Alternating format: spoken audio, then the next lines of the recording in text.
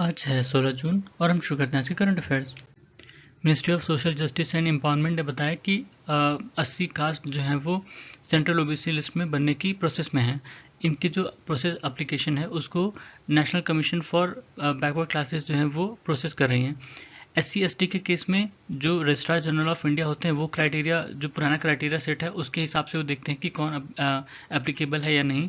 लेकिन ओबीसी के केस में जो मंडल कमीशन 1979 की रिपोर्ट में जो रिकमेंडेशन दी थी उसके हिसाब से तय होता है कि कोई कास्ट जो है वो ओबीसी लिस्ट में ओबीसी में आती है या नहीं। ठीक है, सेंटर और स्टेट की अलग अलग लिस्ट होती हैं और स्टेट जो है वो नाम फॉरवर्ड करते हैं कि इनको सेंट्रल लिस्ट में इंक्लूड किया जाए या नहीं इंक्लूड किया जाए। Ministry of law and justice ने जस्टिस क्लॉक्स लगाई हैं अपने इंडिया के हाई कोर्ट्स में। ये एक तरह का डिस्प्ले है, एलईडी डिस्प्ले, जिस पर मैसेजेस दिखेंगे जुडिशियस रिलेटेड या केसेस रिलेटेड, लाइव जो केसेस हैं उनके स्टेटस, ये जो पेंडिंग केसेस हैं और उनकी संख्या, ये सब चीज़ें उस पर दिखाई जाएंगी। खासकर जो नेशनल जुडिशरी डाटा ग्रिड में इंफॉर्मेशन है उसी को डाटाबेस बनाकर उसकी इंफॉर्मेशन इसमें प्रदर्शित की जाएंगी। ओपन मार्केट सेल जो फूड ग्रेन्स का था उसको स्टॉप कर दिया सेंट्रल गवर्नमेंट ने। ओपन मार्केट सेल स्कीम की बात करें तो इसको FCI कंडक्ट करती है और जो उनके पास सरप्लस वीट या राइस था उसको प्री डिटरमाइंड प्राइसेस पर ई ऑक्शन होता था ओपन मार्केट में। इसमें स्टेट्स भी पार्टिसिपेट कर सकती हैं, स्टेट्स और यूटीज उनकी रिक्वायरमेंट के हिसाब से। इंडिया का एक्सपोर्ट घटने के कारण जो हमारा ट्रेड डिफिसिट है वो बढ़ गया है। ठीक है, और जो हमारा इंपोर्ट था वो भी बढ़ने का देखने को मिला है कि हमने ज़्यादा इंपोर्ट किया है पिछले कुछ महीनों में।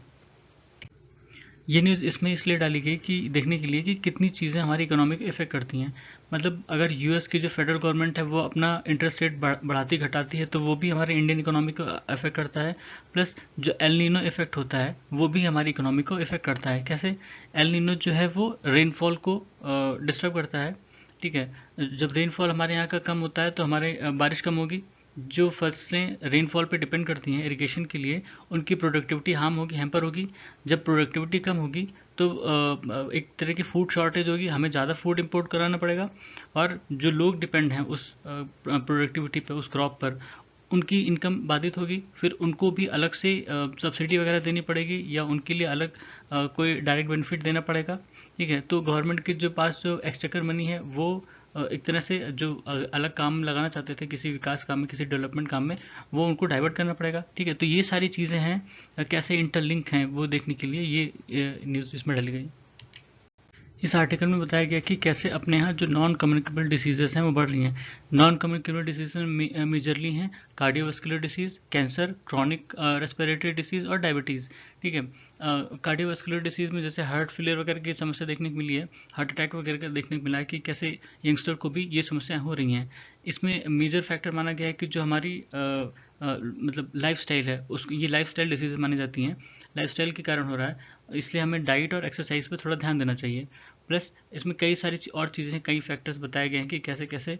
और जो हमारे यहाँ ये जो नॉन कम्युनिकेबल डिसीज़ हैं ये भी यूनिफॉर्मली नहीं बढ़ या घट रहे हैं कि कहीं किसी स्टेट में ज़्यादा है, किसी स्टेट में कम है, तो वो उनकी लाइफ स्टाइल पर भी डिपेंड करता है। ये बिपरजॉय साइक्लोन के ऊपर है, ये गुजरात में लैंडफॉल करेगा और ये इस साल का पहला साइक्लोन है अरेबियन सी में।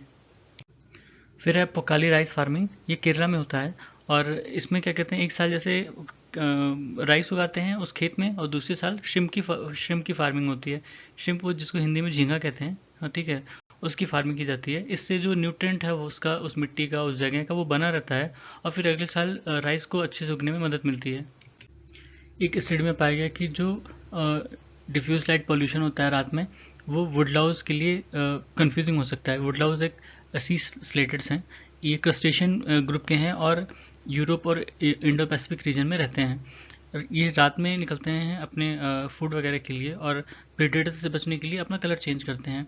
ठीक है, ये नाइट स्काई में ये काम करते हैं, लेकिन अगर डिफ्यूज लाइट है वहाँ पर तो वो उनको कंफ्यूज कर सकता है और उनका जो भी कैमोफ्लेज का वो प्रॉपर्टी है वो डिस्टर्ब हो सकती है। नासा के कैसिनी स्पेसक्राफ्ट में सैटर्न के इंसेलेडस मून पर फास्फोरस का बहुत हाई कंसंट्रेशन देखा। ये जो इंसेलेडस है इस पर पानी भी है, कहते हैं कि पानी ही है, जो उनकी आइसी क्रस्ट है उसके नीचे पानी है। ठीक है, और कैसिनी स्पेसक्राफ्ट की बात करें तो ये NASA European space agency mission का हिस्सा है, मतलब जॉइंट मिशन था दोनों का। और कसीनी ह्यूजीन्स अनमैन्ड एयरक्राफ्ट है जिसको 2004 में लॉन्च किया गया था। और ये चौथा था जो सैटर्न को विजिट किया है या सैटर्न के पास से गया है उनको ऑब्जर्व करते हुए। पहला था पायनियर 11, फिर वर्गर 1, वर्गर 2 और उसके बाद कसीनी। और ये पहला था जो उस ऑर्बिट में गया है। जिमिनिड मेटेओर मिड दिसंबर में होता है और कहते हैं कि बहुत रिलायबल है, मतलब उस टाइम फ्रेम में ये हमेशा होता है। और जैसा कि देखने में मिला है, जो ज़्यादातर मेटेओर होते हैं वो किसी कॉमेट से होते हैं, पर ये जो है एक एस्ट्रॉइड से होता है जिसको कहते हैं फेथियन 3200। ठीक है। Space industry debris mitigation recommendation release की गई हैं वर्ल्ड इकोनॉमिक फोरम और यूरोपियन स्पेस एजेंसी द्वारा, जो स्पेस डिब्रीज प्रॉब्लम है उसको मिटिगेट करने के लिए। स्पेस डिग्री का मतलब होता है वो छोटे छोटे मशीनरी के टुकड़े जो इंसानों द्वारा वहाँ पे छोड़े गए स्पेस में। खासकर जो हम रॉकेट्स वगैरह लॉन्च करते हैं या स्पेस व्हीकल लॉन्च करते हैं, तो जो उनके टुकड़े निकलते हैं या जो पार्ट वहाँ डिस्ट्रॉय हो जाता है, इवन जो सैटेलाइट्स ख़राब हो जाती हैं वो स्पेस में ही रहती हैं। ठीक है। कई बार उनको मतलब रिट्राइव करने की कोशिश की जाती है, लेकिन ज़्यादातर टाइम वो वहीं पर रहते हैं और वहीं पे टूटते रहते हैं। जब आपस में टकराते हैं कैस्केडिंग इफेक्ट होता है तो और छोटे छोटे टुकड़े बनते हैं उनके। इसी को कैसलर सिंड्रोम कहते हैं। ठीक है। हर कंट्री मतलब कई सारी कंट्रीज़ ने जिनके यहाँ अपनी खुद की स्पेस एजेंसी है, उन्होंने ट्राई किया कि स्पेस डिब्रीज को कैसे मैनेज किया जाए या कैसे कम किया जाए। यूरोप ने अपना मिशन छोड़ा था क्लियर स्पेस 1, इंडिया ने नेत्रा प्रोजेक्ट चलाया था, जापान ने एल्सा डी, यूरोपियन यूनियन ने रिमूव डिब्रीज, यूएसए ने नासा ऑर्बिटल डिब्रीज प्रोग्राम। सबसे ज़्यादा कहा जाता है सबसे ज़्यादा डिब्रीज रशिया के कारण बना है। रशिया ने करीब 7000 रॉकेट से ज़्यादा छोड़े हैं और उन्हीं के कारण ही वो वहाँ पर डिब्रीज हैं काफ़ी सारी, मतलब मैक्सिमम डिग्रीज उन्हीं के कारण है। ये यूनेस्को और यूएस की न्यूज़ थी। इसमें बताया गया कि यूनेस्को को ज्वाइन कर रहा है यूएस दोबारा से, और जो $600 मिलियन उनका ड्यू था उसको भी वो पे करेंगे वापस। फिर बैंकॉक विजन 2030, ये अभी जो बिम्स्टेक की मीटिंग हुई थी थाईलैंड में, वहाँ पर ये बिम्स्टेक बैंकॉक विजन 2030 अडॉप्ट किया गया, जिसका जिसका उद्देश्य है कि प्रॉस्परस, रेजिलिएंट और ओपन बिम्स्टेक बनाया जाएगा 2030 तक। ठीक है। एशियन इंफ्रास्ट्रक्चर इन्वेस्टमेंट बैंक एक फॉर्मर एग्जीक्यूटिव में बताया कि इस बैंक में चाइना का अनड्यू इन्फ्लुएंस है या अनड्यू इंटरफेरेंस है, जिसको ऑब्वियसली बात है चाइना मना करेगा। ठीक है। एशियन इंफ्रास्ट्रक्चर इन्वेस्टमेंट बैंक का जो हेडक्वार्टर है वो बीजिंग में है, और इसके जो बोर्ड ऑफ गवर्नर हैं उनके पास सारी पावर है एक तरह से, और इनकी है जो हाईएस्ट डिसीजन मेकिंग बॉडी है वो यही है। और इसके जो मेंबर्स हैं 105 मेंबर हैं। चाइना सबसे ज़्यादा शेयर रखता है इसमें, करीब 26.5% का, और उतना ही वही वोट शेयर भी उनका डिसाइड करता है। सेकंड पे इंडिया है, सेकंड लार्जेस्ट है 7.5%। उसके बाद रशिया 5.97% वोटिंग शेयर है जिनका। फाउंडिंग मेंबर में इंडिया भी था और भी कई सारे देश थे। टोंगा में 7.2 मैग्नीट्यूड का अर्थक्वेक देखने को मिला। टोंगा जो है वो साउथ पैसिफिक ओशन में है, और इसको किंगडम ऑफ टोंगा या फ्रेंडली आइलैंड भी कहते हैं। इसमें करीब 170 आइलैंड छोटे छोटे, उनका आर्किपेलागो है, और 3 बड़े जो मेन ग्रुप्स हैं वही मिला के टोंगा बनाते हैं। ठीक है। इसकी जो कैपिटल है वो नुकू ओल्फा करके है। यूएस मिलिट्री को एक्सेस मिल गया है पपुआ न्यू गिनी में बेस बनाने के लिए। पपुआ न्यू गिनी जो है वो साउथ वेस्टर्न पैसिफिक में है, और इसमें जो ईस्टर्न हाफ है पपुआ न्यू गिनी आइलैंड का वो आता है, और उसके बगल जो छोटे छोटे आइलैंड हैं वो भी आते हैं।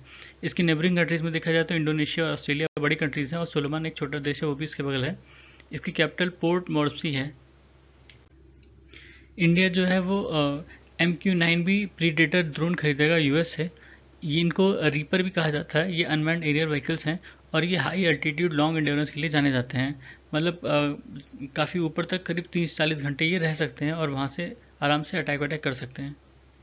वैभव फेलोशिप प्रोग्राम, ये जो इंडियन ओरिजिन लोग हैं बाहर रहते हैं, मतलब जो PIOs, NRIs और OCIs हैं, उनके लिए लॉन्च किया गया है ये साइंटिफिक टेक्नोलॉजिकल रिसर्च के लिए।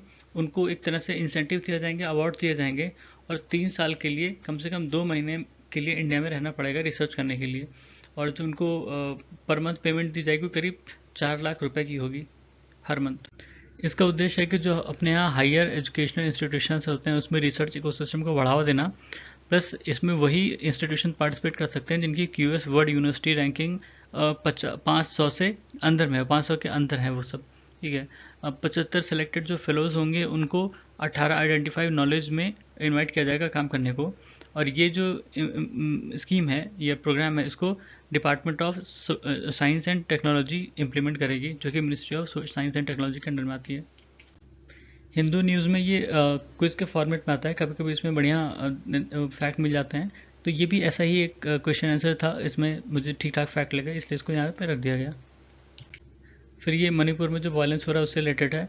कुछ लोगों का कहना है कि नॉर्थ ईस्ट में वायलेंस फिर से वापस आ गया है, जो कई सालों के लिए बंद था एक तरह से। और इसकी शुरुआत ये कह सकते हैं ट्रिगरिंग पॉइंट था कि जो हाईकोर्ट है वहाँ की, उसने एक डिसीजन दिया कि जो मीती कम्युनिटी के लोग हैं उनको भी एसटी का दर्जा दिया जाए। क्योंकि जो मीती कम्युनिटी के लोग हैं वो ऑल्दो वहाँ पे मतलब ज़्यादा पॉपुलेशन में हैं, जो बाकी मीज़ो और नागा हैं उनसे कंपैरिजन में। लेकिन जो एरिया जहाँ पे ये रहते हैं, जैसे इम्फाल वैली में ही मीती कम्युनिटी के लोग रहते हैं, वो एरिया बहुत छोटा है। और क्योंकि बाकी एरियाज ट्राइबल एरिया डिक्लेयर हो गए हैं, तो ये प्रॉपर्टी बाहर नहीं खरीद सकते हैं। लेकिन जो ट्राइबल एरिया के लोग हैं वो प्रॉपर्टी इम्फाल वैली वगैरह में खरीद सकते हैं।